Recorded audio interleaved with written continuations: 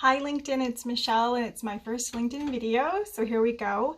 I want to talk today about imposter syndrome. Now, as many of you know, I did not go to college. My family had a very lucrative company, a self-made family business, which I worked at through high school part-time. And it was just sort of a given that after graduating, I was going to go to work for the family business, which I did. I ran the office for years. I was office manager. So my phone's ringing. Sorry.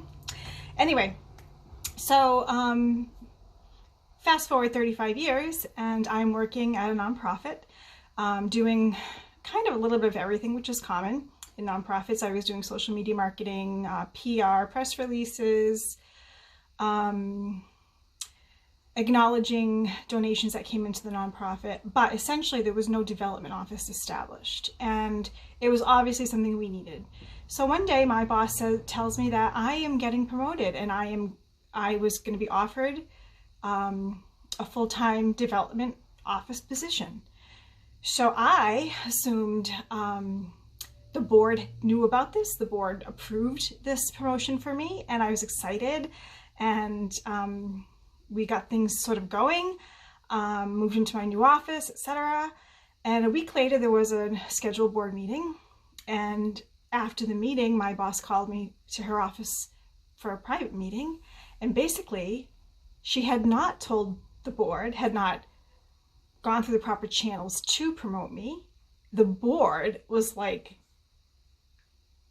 furious because, as they rightly said, I wasn't a development officer. I had no experience running a development office. So now, not only did I have the pressure of doing this new job that I had no training for, I also now felt that pressure to do well for my boss because now she had the board on her back.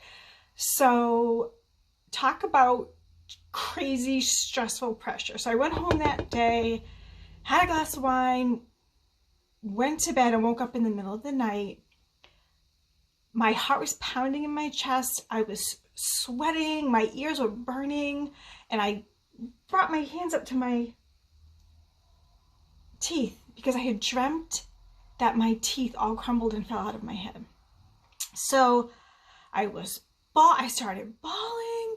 I woke my husband woke up. I'm trying to tell him what I dreamt and what does this mean? And I was so distraught and freaked out. I couldn't go back to sleep. I finally did.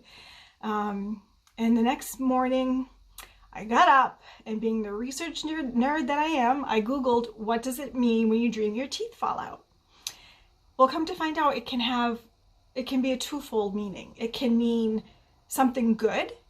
It can mean something bad. So of course, the way I was feeling that next day, I leaned toward the bad, that it was lack of self-worth, lack of self-confidence, not being an imposter syndrome, basically, that you're fake, you're a fraud.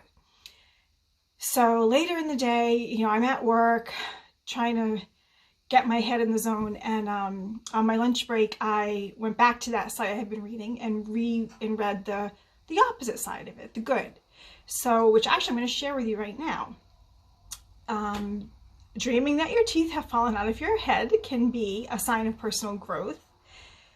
Looking at loss and personal growth, renewed strength and self-esteem, and rebirth.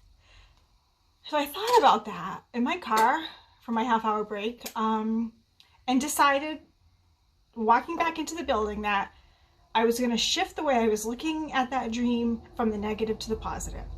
And I threw myself into that job, and I threw myself into that challenge. And I built a donor database. I went back through years of random records of donations and recontacted donors. I set up a milestone anniversary party for the nonprofit. I sought every possible grant that was out there and applied for it, wrote the grant proposal, did the follow-up, ran the calendar, you name it. If you're in development, you know what's involved. I did it all. And in my first year, I raised $120,000 for that nonprofit. Now, And for huge nonprofits, that's not a lot. But for the sector I worked in and what we had raised previously, it was huge. So did I feel like an imposter? Yes. And I really was one because I had no training. I was an untrained imposter with a fear syndrome. So my point is sharing this story is, yes, we all feel that sometimes. We all feel it. We can feel it. You can feel it when you're a new mom. You can feel it when you join a club or a new sport where you're the new person, or maybe your skill set isn't as strong. That's fine, because you know what? If we don't try, we can't win or fail. And even if we try and we fail, we still grow. So I'm proud of the work I did. I enjoyed it immensely. I learned a whole new skill set. And although I'm not doing that kind of work right now, I hope someday down the road I can, because I loved it. And I taught myself. And that's the most empowering feeling you can have. I mean, going to school and having the classroom side of it is very important if you're fortunate to have that in your background. But there's nothing like hands-on training. There's nothing like being in there, in the pit, digging in the dirt and figuring it out. And that's what I did. So that is my cheerleading story for you today. Imposter syndrome is exactly that. It's a syndrome. Imposter means fake. So think of it as, this is just a fake feeling. I can do this. I'm going to push through it. And I'm going to get the job done, because that's what we do.